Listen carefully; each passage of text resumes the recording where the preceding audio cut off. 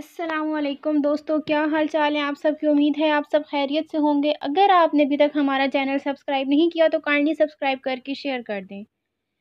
तो चलते हैं अपने नेक्स्ट टॉपिक की तरफ, which is physical quantities and non physical quantities. ठीक है, हमारे पास फर्दर जो डिवीज़न है वो physical and non physical quantities में। अब फिज़िकल क्वांटिटीज़ वो होते हैं जिनको हम मेजर कर सकते हैं, जैसे लेंथ, जैसे मैथ। लेंथ को हम किसी स्केल की मदद से फाइंड आउट कर सकते हैं। अब नॉन फिजिकल क्वांटिटीज़ वो होती हैं जिनको हम मेजर नहीं कर सकते। फॉर एग्जांपल हमारे इमोशंस, हम उनको मेजर तो नहीं कर सकते ना कि हमारे इमोशंस इतने सेंटीमीटर हैं या इतने ग्राम्स हैं। ठीक है, तो ये नॉन फिजिकल क्वांटिटीज़ और फिजिकल क्वांटिटीज़ के दरमियान डिफरेंस है। फिजिकल क्वांटिटीज़ के आगे फर्दर हमारे पास 3 डिवीजन्स हैं: base quantities, drive quantities and supplementary units. Base quantities हमारे पास वो होती हैं जिनकी अपनी डेफिनेशन होती है, for example length, mass, time. जबकि डिराइव क्वांटिटीज़ वो होती हैं जो बेस क्वांटिटीज़ पे डिपेंड करती हैं, जैसे डेंसिटी, वॉल्यूम। अब डेंसिटी किसकी इक्वल होती है? मास पर यूनिट वॉल्यूम पे। ठीक है, मतलब ये और यूनिट्स पे डिपेंड कर रही होती हैं। अब हम आते हैं सप्लीमेंट्री यूनिट्स पे, तो ये हमारे पास रेडियन और स्टे रेडियन है। ये हमारे पास सॉलिड एंगल्स होते हैं। ये ना तो बेस क्वांटिटीज़ होती हैं और ना ही डिराइव्ड यूनिट होते हैं। ठीक है, यहाँ पे हमारे पास जो रेडियन है वो प्लेन एंगल है और जो स्टे रेडियन है वो सॉलिड एंगल का यूनिट है। ठीक है, हमारे पास यहाँ पर कुछ क्वांटिटीज़ हैं, उनके एसआई यूनिट्स और सीजीएस सिस्टम में। जैसे मैंने आपको बताया था कि हमारे पास 3 सिस्टम ऑफ यूनिट्स होते हैं। एक सीजीएस होता है, एक एमकेएस होता है, एक एफपीएस होता है। सीजीएस में हमारे पास सेंटीमीटर ग्राम सेकंड, एमकेएस में हमारे पास मीटर किलोग्राम सेकंड और एफपीएस में हमारे पास फुट पाउंड आता है। ठीक है, अब हम लेंथ की तरफ आते हैं, तो लेंथ एसआई यूनिट उसका मीटर होता है, लेकिन सीजीएस सिस्टम में हम उसको सेंटीमीटर कहते हैं। जैसे कि हमारे पास मैथ्स है, मैथ्स का ऐसा यूनिट किलोग्राम है, लेकिन सीजीएस में वो हमारे पास ग्राम है। टाइम है, तो उस टाइम जो है वो हर सिस्टम ऑफ यूनिट में सेकंड होता है। ठीक है, टाइम की जो हमारे पास वैल्यू है, जो यूनिट है, वो हर सिस्टम में कॉमन है। ठीक, इसी तरह हमारे पास फोर्स है, तो फोर्स ऐसा यूनिट में न्यूटन के है, और which is equals to Newton second law of motion by F is equals to M A. तो इसके यूनिट्स आते हैं एसआई में किलोग्राम मीटर पर सेकंड का स्क्वायर, लेकिन सीजीएस में हम इसको डाइन कहते हैं। और 1 Newton is equals to 10 raise to power of 5, 10 raise to power of 5 dyne. Next हमारे पास है वर्क है। वर्क हमारे पास W is equals to F S होता है। Joule is equals to Newton metre. 1 joule is equals to 10 raise to power of 7 ergs की equal होता है। और अर्ग्स हमारे पास क्या होते हैं? Dyne into centimetre. ठीक है, ये हमारे पास डाइन फोर्स से आया और सेंटीमीटर हमारे पास डिस्टेंस सेंटीमीटर। अब जैसे कि आप लोग देख रहे हैं कि हमारे पास मेजरमेंट ऑफ बेस क्वांटिटी जो है, मैंने उसके स्टेप्स बताए हुए हैं। तो कि कोई भी बेस क्वांटिटी मेजर करने के लिए हमारे पास 2 स्टेप्स होते हैं। एक तो चॉइस ऑफ स्टैंडर्ड, कि हम उसको किस स्टैंडर्ड में मेजर करना चाह रहे हैं, और दूसरा उसके एक establishment of procedure for comparing, मतलब हमने उसको किस यूनिट के साथ कंपेयर करना, और दूसरा कि हम उसको किस यूनिट्स में मेजर कर रहे हैं। तो ये हमारे पास बेसिक क्वांटिटी के दो मेजर करने के 2 स्टेप्स हैं। नेक्स्ट हमारे पास है कोई भी आइडियल स्टैंडर्ड हो, तो हम हमें कैसे पता चलता है कि ये जो हमारे पास है स्टैंडर्ड है, ये इसका आइडियल स्टैंडर्ड है।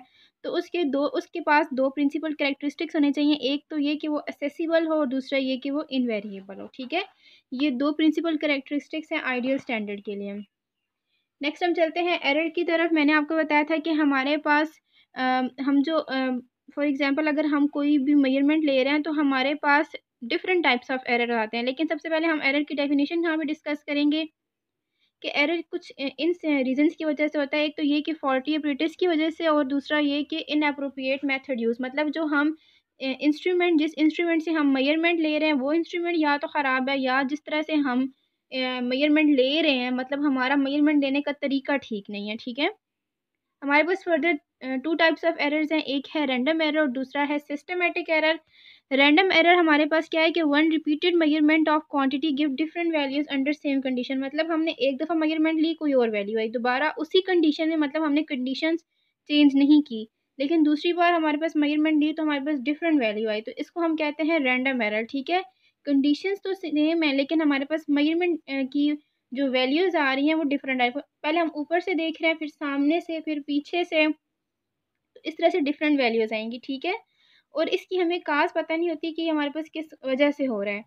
अगर हम इसको एरर को रिड्यूस करना चाहते हैं तो हमने जितनी भी मेजरमेंट्स ली हैं, फॉर एग्जांपल हम नंबर ऑफ़ मेजरमेंट्स को इंक्रीज़ कर दें, फिर उन मेजरमेंट्स की हम आपस में एवरेज ले लें, तो इस तरह से हम रैंडम एरर को रिड्यूस कर सकते हैं। ठीक है, रैंडम एरर किसी अननोन काज की वजह से होती है, हमें पता नहीं चलता कि रैंडम एरर किस वजह से हो रहा है। ठीक है, तो इसको रिड्यूस करने का एक ही तरीका है कि हम जो मेजरमेंट्स लिए हैं हम उनकी एवरेज ले लें, और एवरेज लेने से जो है हमारे पास वो एरर रिड्यूस हो जाएगा। जैसे मैंने आपको बताया कि रैंडम एरर्स के हमारे पास दो टाइप हैं, एक रैंडम एरर और सिस्टमेटिक एरर। रैंडम एरर मैं आपको बता चुकी हूँ। हम चलते हैं सिस्टमेटिक एरर की वजह से। अब सिस्टमेटिक एरर जो है जिस इंस्ट्रूमेंट से हम अपनी मेजरमेंट्स ले रहे हैं उस इंस्ट्रूमेंट की वजह से होती है, ठीक है। Due to zero error and poor calibration of instrument, मतलब उसमें इतनी कैपेसिटी नहीं है कि वो इस चीज़ की मेजरमेंट ले सके, ठीक है। तो इस एरर को हम कैसे रिड्यूस कर सकते हैं कि हमारे पास जो ख़राब इंस्ट्रूमेंट है उसको हम रिप्लेस कर दें स्टैंडर्ड इंस्ट्रूमेंट से, मतलब जो हमारे पास ठीक इंस्ट्रूमेंट है, ठीक है। या हम ऐसे करें कि हमारे पास अगर किसी इंस्ट्रूमेंट का ज़ीरो एरर आ रहा है तो हम कैलकुलेशंस के थ्रू उसका ज़ीरो एरर रिमूव कर दें और उसके बाद हम उसकी मेजरमेंट्स लें, तो उससे भी हमारे पास सिस्टमेटिक एरर रिड्यूस हो सकता है। सिस्टमेटिक एरर इंस्ट्रूमेंट की वजह से होता है। नेक्स्ट टॉपिक है हमारे पास अनसर्टेनिटी। जैसे कि एक एरर हमने पढ़ा और अब हम पढ़ेंगे अनसर्टेनिटी। अब अनसर्टेनिटी के हमारे पास फर्दर डिफरेंट केसेस हैं, 3 टाइप्स ऑफ केसेस हैं। केस ए है हमारे पास फॉर एडिशन और सब्ट्रैक्शन, ठीक है। एडिशन और सब्ट्रैक्शन के केस में हमारे पास जो एब्सोल्यूट अनसर्टेनिटीज़ होती हैं वो हमेशा ऐड होती हैं। अगर आपको एब्सोल्यूट अनसर्टेनिटी का नहीं पता तो एब्सोल्यूट अनसर्टेनिटी वो होती है जो किसी भी मेजरिंग इंस्ट्रूमेंट का लीस्ट काउंट होता है, उसको हम उसकी एब्सोल्यूट अनसर्टेनिटी कहते हैं, ठीक है। तो वो कह रहा है कि एडिशन और सब्ट्रैक्शन के केस में हमारे पास हमेशा जो एब्सोल्यूट अनसर्टेनिटीज़ होंगी वो हर बार में ऐड होंगी। जैसे एग्जाम्पल 1 है X is equals to A plus B, A और बी की वैल्यू है तो ए प्लस बी है, तो इसमें तो ऑब्वियस है कि दोनों वैल्यूज ऐड हो गई हैं। लेकिन अगर ए माइनस बी भी है तो 0.4 और 0.1 अब इसमें ऐड होगा, क्योंकि ये दोनों जो हैं वो मेजरिंग इंस्ट्रूमेंट्स की एब्सोल्यूट अनसर्टेनिटीज़ हैं, उनका लीस्ट काउंट है, ठीक है। केस बी है हमारे पास फॉर मल्टीप्लिकेशन और डिवीजन। अब मल्टीप्लिकेशन और डिवीजन के केस में हमारे पास जो परसेंटेज अनसर्टेनिटीज़ होती हैं वो ऐड होती हैं, ठीक है। लेट से हमारे पास ए की वैल्यू 2% और बी की वैल्यू हमारे पास 5% है। अगर X is equals to A multiply B है तो इस केस में 2 + 5 7%। अगर वो डिवाइड भी हो रहे हैं तो उस केस में भी हमारे पास जो उनकी परसेंटेज अनसर्टेनिटीज़ हैं वो ऐड ही होंगी। इसका मतलब यह है कि एडिशन और सब्ट्रैक्शन में एब्सोल्यूट अनसर्टेनिटीज़ उनका लीस्ट काउंट हर बार में ऐड होगा, लेकिन डिवीजन और मल्टीप्लिकेशन के केस में हमारे पास सिर्फ परसेंटेज अनसर्टेनिटीज़ जो हैं वो आपस में ऐड होंगी, ठीक है। अनसर्टेनिटीज़ के हम 2 केसेस पढ़ चुके हैं, एक एडिशन सब्ट्रैक्शन और मल्टीप्लिकेशन और डिवीजन। अब तीसरा केस हमारे पास ये है कि पावर रूल। अगर हमारे पास किसी की पावर आ जाए, किसी भी नंबर किसी भी कोफिशिएंट की अगर पावर आ जाए हमारे पास, तो उस केस में क्या होगा। फॉर एग्जांपल अब एक्स इज इक्वल्स टू ए का क्यूब बी है, तो इस केस में हमारे पास होगा कि जिसकी भी नंबर में हमारे पास पावर है तो उसकी पावर उसके स्टार्ट में आ जाएगी, बाकी पिछले वही रूल्स अप्लाई होंगे, ठीक है। अब जैसे कि X is equals to A cube B है तो ए की पावर में 3 है, तो 3 जो है वो ए के स्टार्ट में आ जाएगा और मल्टीप्लिकेशन जो है ये प्लस में कन्वर्ट हो जाएगी। और इस केस में भी जो है हमारे पास परसेंटेज अनसर्टेनिटीज़ ऐड होंगी, लेकिन जो पावर है वो हमेशा मल्टीप्लाई होगी परसेंटेज अनसर्टेनिटी के साथ। तो सिमिलरली 3 × 2 6 + 3 9, हमारे पास x9। हमने कोई भी आप कोई भी वैल्यू सपोज कर सकते हैं बी की। मैंने यहाँ पे ए की वैल्यू 2 और बी की वैल्यू 3 सपोज की है, ठीक है। नेक्स्ट हमारे पास टॉपिक है प्रिसीजन एंड एक्यूरेसी।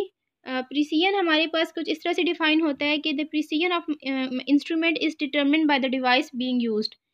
अब हम जो हम डिवाइस जिससे हम मेजरमेंट्स ले रहे हैं उससे हम उस की प्रिसीजन फाइंड आउट कर सकते हैं, और कोई भी इंस्ट्रूमेंट उतना प्रिसाइज होगा जितनी उसकी एब्सोल्यूट अनसर्टेनिटी कम होगी। जैसे मीटर और वर्नियर कैलिपर और स्क्रू गेज। मैंने आपको एमसीक्यूज जब करवाए थे तो मैंने आपको बताया था कि सबसे प्रिसाइज इंस्ट्रूमेंट जो है वो स्क्रू गेज है। स्क्रू गेज सबसे प्रिसाइज इंस्ट्रूमेंट क्यों है, क्योंकि उसका जो लीस्ट काउंट है वो मीटर रॉड और वर्नियर कैलिपर इन दोनों से छोटा है। तो अगर किसी इंस्ट्रूमेंट का लीस्ट काउंट जो है वो स्क्रू गेज से भी कम होगा तो वो स्क्रू गेज से ज़्यादा प्रिसाइज होगा। इसका मतलब यह है कि precision is inversely proportional to absolute uncertainty, और एब्सोल्यूट अनसर्टेनिटी लीस्ट काउंट को डिस्कस करता है। नेक्स्ट हमारे पास है accuracy. Accuracy of measurement depends on fractional और परसेंटेज अनसर्टेनिटी। जैसे मैंने आपको परसेंटेज अनसर्टेनिटी का कंसेप्ट फॉर मल्टीप्लिकेशन और डिवीजन में बताया, फिर पावर रूल में बताया। तो इसमें हमारे पास ये कि कोई भी इंस्ट्रूमेंट उतना ज़्यादा एक्यूरेट होगा जितनी उसकी परसेंटेज अनसर्टेनिटी या फ्रैक्शनल अनसर्टेनिटी कम होगी। मतलब कि एक्यूरेसी का इन्वर्सली प्रोपोर्शनल है परसेंटेज अनसर्टेनिटी के साथ, परसेंटेज अनसर्टेनिटी या फ्रैक्शनल अनसर्टेनिटी। एक्यूरेसी ज़्यादा, परसेंटेज अनसर्टेनिटी कम, परसेंटेज अनसर्टेनिटी कम, एक्यूरेसी ज़्यादा।